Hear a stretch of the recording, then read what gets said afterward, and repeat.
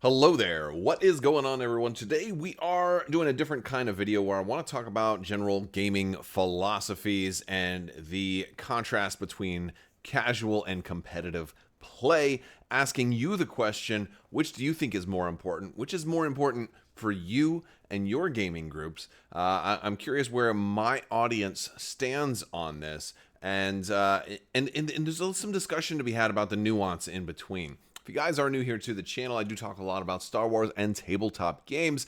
I'd love to have you join. We do giveaways all the time. We'll be announcing the winner of the latest $25 Amazon gift card giveaway at the end of this video. So stay tuned for that, and we'll be starting a new one next week. So again, we have giveaways running all the time. So if you don't win this one, don't worry. There'll be more. There's also giveaways going on in Discord and on Patreon right now for extra promos that I was doing during the last live stream. A lot of times during my live streams, I will do extra giveaways as well. So that is always a fun one. I might even live stream this weekend. I'm not 100% sure about that, but it's hard for me to schedule those, and it being Mother's Day, maybe I won't. Maybe it'll be the following weekend, but I'll do it like maybe every other weekend sometimes. I'm trying to do a little more with the live streaming. So let's talk about gameplay. There's a couple of reasons I wanted to make this video and talk about casual and competitive play, because I have seen a lot of extremes in these examples. I've seen people so competitive that they cheat. I've seen people so casual that they sort of make their own homebrew and kind of change the rules and are very loosey-goosey. And I think the answer for me lies somewhere in between.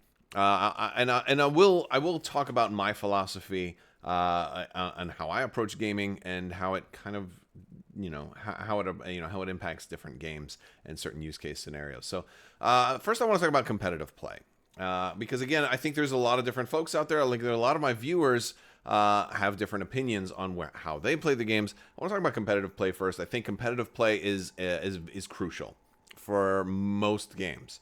I think it's important to have organized play for any type of like one-on-one competitive game. Games like X-Wing, Armada, Legion, also games like Shatterpoint, Crisis Protocol, Cyberpunk, Combat Zone, Star Wars Unlimited, all of these type of games, I think competitive play is crucial to the successful development of those games. And what I mean by competitive play is that you are trying to win and that you are playing your best against an opponent, and you guys are both following the rules, trying to win, trying to bring a build that is strategically designed to win, that usually has some type of tech or combinations that make it work better within itself to overcome an opponent, and that your focus is on playing well and on your gameplay, and on ultimately achieving victory, rather than necessarily having just experiencing the fun of the game. Now, granted, doesn't mean you won't have fun while you play, but that's kind of how I view competitive play. And there's a reason why this is so important, is because that's how you get balance in the game. That's how imbalances are highlighted. For example, let's take an X-Wing situation, for example. If all of a sudden TIE swarms are winning every single tournament, then we know that clearly there is some kind of balance problem, and then all of a sudden they can be rebalanced and they work better for everyone. Let's say that there's a problem with the rules. Maybe it's not a unit. Maybe there's a rule problem. Like, hey, you know what?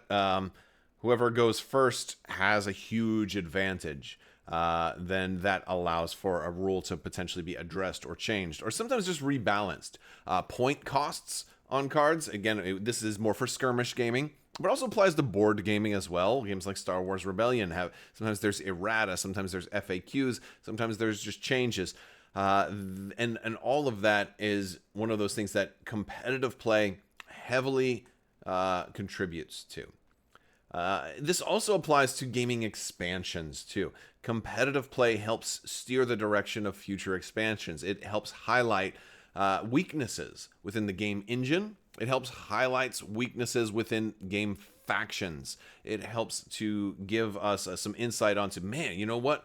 The Empire has all these large ships, but they really need some small ships. The Rebels have all these heroes, but they really need some grunts, some nameless heroes and stuff, and things to balance out factions within a game.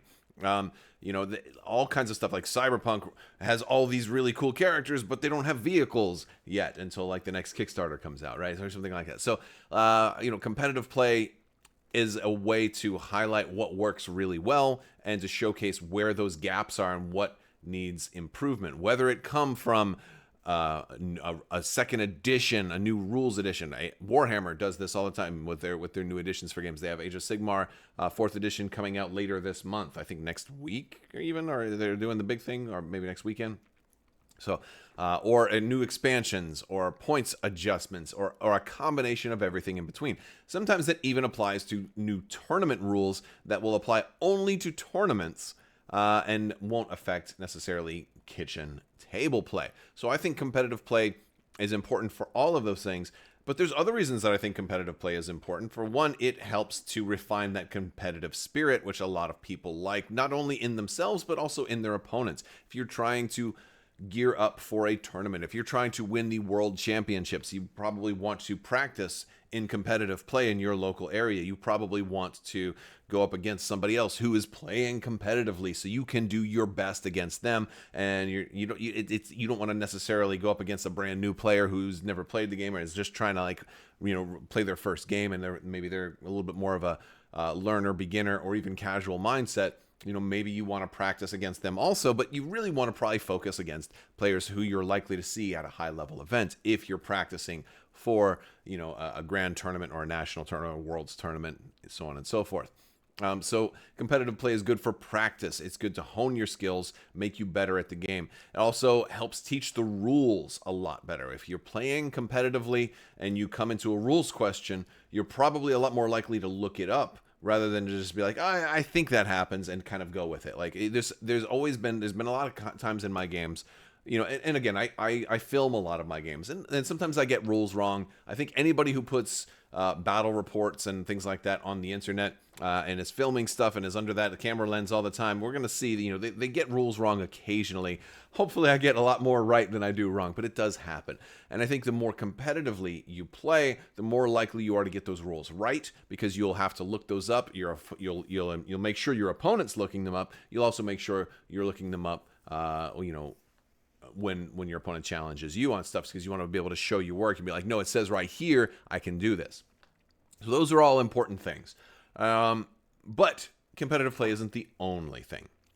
One of the downfalls of competitive play is that it sometimes leads people into a win at all costs mentality, even outside of situations where maybe that's appropriate. And, that's, depends on how win at all costs you get, because cheating is never okay. There's bad practices that come into competitive play. I have had situations before where in a competitive event, I knew I could win as long as the game went the full 6 rounds, and somebody was doing slow play but wasn't doing it so deliberately that I felt like I could call a judge, and so it was weird. It's definitely, competitive play can force people into some bad practices, and that's one of the downsides of competitive play. But I think as a whole, it's good for games and the game systems and game communities to keep them thriving, to keep them going, and to keep the game's longevity balanced, and making sure that the new content that's coming out for the game is meaningful, balanced, filling needed holes, and overall well received. Because I think, a new expansion that comes out, the casual players are probably very likely to buy it because, hey, it's something new and shiny. But then the competitive players are also a lot more likely to buy it if it fits a spot in their list or in their army or something like that. So I think competitive play is good for a lot of those reasons I've described above. And be sure, if I missed any crucial reasons, casual play is also good because of, it's good for stores. It's good for stores that want to run tournaments. It's good for, conventions and doing all that kind of stuff. But you have other reasons too. Drop them in the comments or jump in our Discord and share your reasons there. Now, casual play, on the other hand, is a very different thing. It has its own share of great, and it has its own share of pros and cons. So I love casual play also. I like both. Casual play is great because, in my opinion, it is more widely adopted. It's what allows, the average person to have those kitchen table games. Your average family can like pick up a game, especially like a 2-player starter, like an Armada, Legion, X-Wing starter, something like that, Marvel Crisis Protocol starter, and without having to buy a whole bunch of extra stuff, and just play it on play that introductory game. Maybe they don't have a full tournament legal list yet, but they're just getting started. And casual play is great for that. It gets most people playing. I think statistically, the majority of players are not tournament players. The majority of players are casual players, and that's one of the things that helps prop up a game and make it sustainable such that development can continue. You need a lot of people buying a game. If only the people that go to Worlds were the only ones that played a game, it wouldn't be sustainable to continue to produce and develop and make more stuff for it. And so you need those kitchen table players as well. You need both communities to kind of keep a game at its healthiest. So casual play is crucial for serving that part of an infrastructure. But I think casual play is important for a lot of folks, including competitive players as well, because casual play is one of those times where you're able to experience the fun of a game. A lot of folks, when they're learning a new game system, and this applies to me primarily in my experiences, especially when I've been playing with new people when a game first comes out. Usually when a game is brand new and you're playing your first time, you're playing it a lot more along the casual mindset. You're probably playing a build that's not optimized to be super competitive. Usually starter lists or things that are in a 2-player starter or introductory armies are usually kind of all-comers, well-balanced, jack of all trades, but a master of none kind of lists that give you an introduction to the game, showing you what the game system is capable and showing you a little bit of what your army can kind of do. Here, let's take Star Wars Legion, for example. In that original Galactic Civil War core set, you had Luke Skywalker, who was your melee, and he was your Force user and your Jedi, and you had Force stuff, but then you also had your regular Rebel troops, which weren't very good in melee. But they were your basic ranged combat, but then you also had that ATRT, which gave you a little bit of, hey, this is how vehicles and armor can work. So you had a little bit of a lot of different stuff, but you weren't like hyper-focused and hyper-competitive to any one of those. But it was a good kind of well-balanced, well-rounded, here, let's play Star Wars on our tabletop kind of experience. And when you're playing casual like that, you can kind of focus on the theme, because sometimes the theme of the game can get lost a little bit when you get too competitive. And it's a very cool thing to really take in that theme and experience the story that is unfolding, the narrative of the gameplay that can develop. Sometimes when I'm playing with somebody and a unit gets defeated, I'll ask my opponent, what's the last thing they shout right before they die? Do they shout "Father, no" as they're dying or whatever? I like to inject a little bit of fun and life and vivid creativity into the games every once in a while, especially if it doesn't really impact anything. Just adds a little fun and flavor to the game. And casual play really excels at being able to do that. Casual play also allows for thematic lists that are not optimized. It's really fun to be like, hey, I want, let's say I want to do, I'm going to play Marvel Crisis Protocol. And I don't want to do a fully optimized build. I don't want to have all these characters that have this perfect tech that meshes with each other. I just want a cool team. Like I want something that I saw in X-Men 97 because there was this weird team up, but it seemed kind of cool. So I want to run that. And even if it's not super optimized, it represents this fight that was happening in Genosha where some unlikely allies teamed together. Oh, that's cool. Let's do that. And they're going to go up against the Avengers, even though that maybe didn't happen in that episode, but we can, write a story for it, and it could be really fun. And like, well, what Avengers might actually be there? Oh, okay, so we can craft the story, come up with a thematic list, or maybe I want to run, all furry characters, and I want Wookiees and Ewoks teaming up together and doing something like that in Star Wars Legion. You can do cool things like that. You can come up with fun lists that maybe tell a story, and it's really not about winning and losing. Casual play also is great because it doesn't really punish the loser, right? If you're both playing to have fun, if your focus is on having fun, then casual play usually rewards that and allows players to kind of hit the brakes on that competitive mean streak.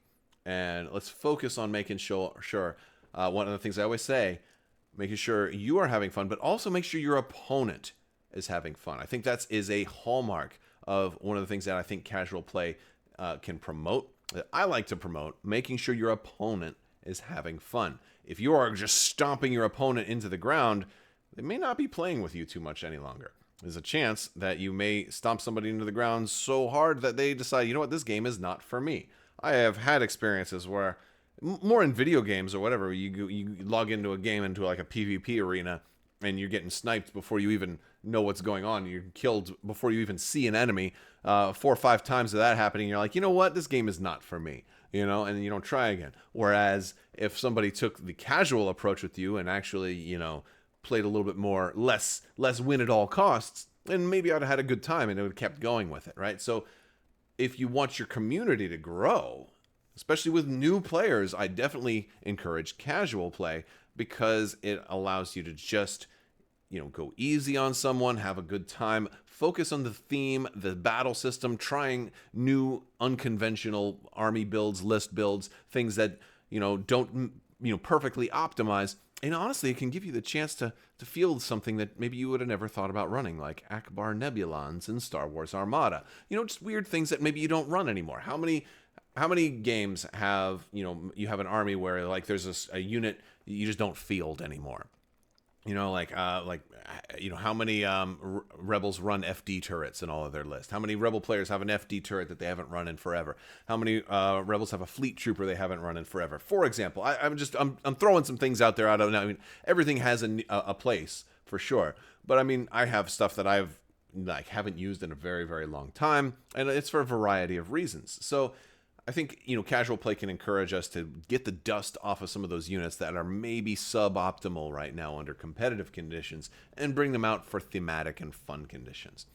Now, I said that I would talk about my own approach to gaming, and it definitely lies somewhere in between competitive and casual.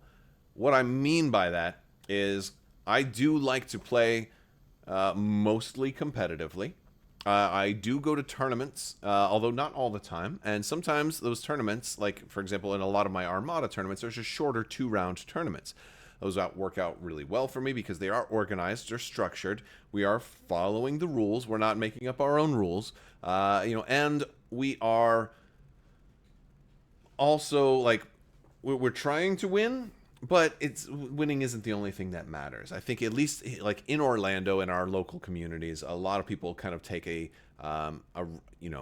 fly casual approach. It was a term that started really getting thrown around heavily during the early days of X-Wing tournament play, which meant to encourage players to, hey, you can play competitively, but be cool, fly casual. Don't force your opponent to be, you know, to be like nervous that like, oh my gosh, if I make a slight mistake, he's going to call the judge over and have me disqualified. You know, treat your opponents like the human beings that they are. Be excellent to them. Follow Bill and Ted. Be excellent to each other, right? That's one of the things I always say at the end of my videos, along with always washing your socks. But I like to do that a lot of times. Like I've played in tournaments where I've had people make mistakes, and I've just let them.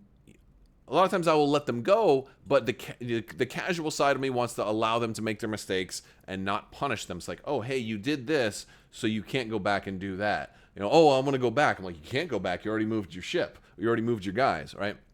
So a lot of times I'll let somebody go back, but I'll also tell them, so if this was a more serious tournament, you wouldn't be able to do that because the rules say that you can't do that. However, we're playing, you know, I'm keeping it cool, keeping it casual. I'll let you do it this time, you know. And so I'll do a lot of that with a lot of my gameplay because I don't want to ruin their fun, and I don't want to come off too hard, especially, you know, and a lot of times if I'm playing a new player, I find myself winning a lot. So like if they make a mistake, I'm like, all right, go ahead. Like, you know, I even offer suggestions sometimes, which I'm not saying that you should try to help you should tell your opponent how to beat you, unless you're teaching them. You know, if you're teaching a brand new player, it's always a good idea to not try to stomp them into the ground. I've heard a lot of people suggest it's a great idea to kind of make sure that you lose the game if you're teaching somebody else. Make sure they win. That's up to you on how you want to do that. It depends on you and your target. but most people report that if they're learning a brand new game and they win their first game, they're more likely to look back on that experience fondly, and they're more likely to dive deeper into the game. Now, obviously, that's going to depend on you and who you're teaching it to. If you're teaching your friend and you and your friend are hyper competitive, then keep that in mind and maybe keep it a really close game. Maybe it could be either way, or something like that. But you want to kind of tailor your gameplay to your audience, and a lot of new players prefer a casual approach when they're first getting into a game.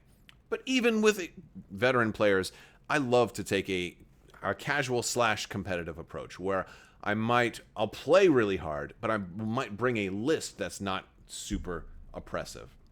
Whether it's a jank list that's trying some weird combination that doesn't work very well, or just a list that's super sub-optimized, and I'm just trying to see if I can make it work. For Star Wars Armada, it's the Akbar Nebulons thing. For those of you who don't play Nebulons, or don't play Armada, Nebulons are a ship that shoot really good out the front and really, really poorly out the side. And Akbar is a commander that amplifies your side attacks. And so it's usually considered very, very not optimal to combine Nebulons with Akbar. But I try to run that type of list a lot because it's fun, and it does have some surprising effectiveness. It has a little bit of effectiveness that a lot of people don't expect it to have, but it also feels really good if you can manage to make it a really close game with a list that was sub-optimized. So that's one of my approaches to gaming. To me, I call it casual competitive. I'll bring something that's kind of light and fun, and a lot of times I'll bring something that's thematic. I think games like Star Wars Shatterpoint and Marvel Crisis Protocol really thrive in the casual environment because you have the ability to make any kind of list you want, so you can even talk it over with your opponent.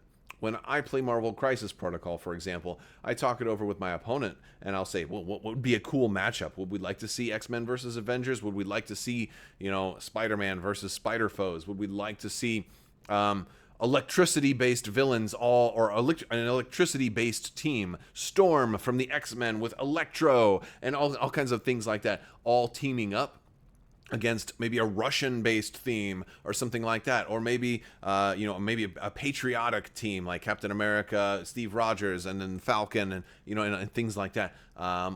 Nick Fury, all kinds of cool stuff like that. Maybe all kinds of weird things that are thematic. Come up with stuff like that because it's fun, and the gameplay can be kind of casual enough that maybe it doesn't matter that much, and you're really focused on the storytelling aspect of what you're doing. Ultimately, I think that I like to play according to the rules and play very, very well. But when I'm, designing a list or whatever, or building an army and preparing to play, I like to keep it fun. I like to keep the theme of the game in mind. I like to keep the spirit of the game in mind. And I don't want to reduce every game to just a numbers. Like I have a 87.3 chance of winning, if I build it list this exact way. I don't like to think about it that much because I like to think about, I'm going up against Darth Vader and I've got to emerge victorious for the rebellion. And I like to keep that sort of mentality in my head because it keeps me in that fantasy world that the game is taking me to. But I still want to play the rules correctly for a number of reasons. For one, I want to get better at the game. I want to make sure that I'm not making a mistake in teaching somebody else. And also, I don't want the faulty rules to get stuck in my head and then carry over into the YouTube channel. And I don't want to be recording myself doing too many mistakes. And even though I don't want to do that, it's always going to happen. I always have some corrections in my videos, especially the battle reports. It does happen, and I try to address those as they come up. But ultimately, that's my philosophy. I want to hear some of your thoughts. What do you think about the casual versus competitive sort of meter? Where do you fall on that? I think the risk with casual, though, is that if you're too casual and you get the rules wrong and don't bother looking them up, or your opponent is making all kinds of mistakes. I've had opponents like move ships, and then after they're totally done, and they're like, "Oh, I don't like where that is. I'm going to totally move it back and do the whole thing again." And I'm like, "Whoa!" You got to tell people you can't do that. If you want to let them take it back this one time because they're new, that's one thing. But, you've got to, I think, you've got to enforce, learning in those teaching games. And don't keep it too casual where you're not. And of course, unless you're playing against like very, very young children, and then that's a whole different category. I'm talking about playing against gamers and playing up against usually adult players and stuff like that.